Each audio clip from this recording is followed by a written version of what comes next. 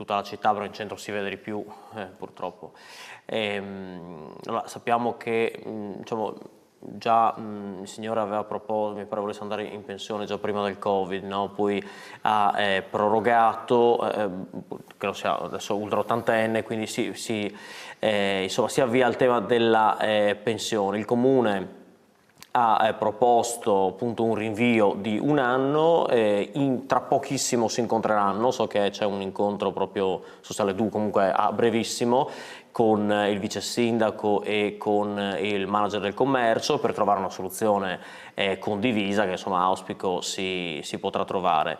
È un tema, ne abbiamo discusso tante volte, è un tema come amministrazione abbiamo stanziato 1,5 milioni recentemente sul tema del commercio, di cui circa un terzo, poco più di un terzo, 600.000 euro, proprio per incentivare nuove attività ad aprire dove ci sono i negozi sfitti. Va detto poi che evidentemente non è che si può discutere della singola chiusura.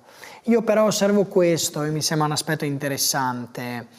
La chiusura riguarda Piazza 20 Settembre, che guarda un po' è una piazza su cui diciamo non c'è una progettualità molto chiara.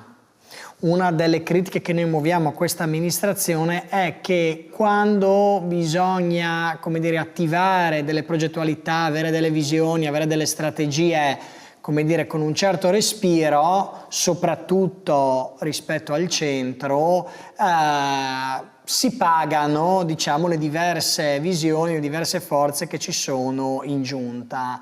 E Piazza 20 Settembre è proprio, come dire, il luogo in cui questo fenomeno emerge in modo più forte. È una piazza che a tutt'oggi, a oltre 2 anni e mezzo dalle elezioni, non si capisce bene cosa sia destinata a diventare.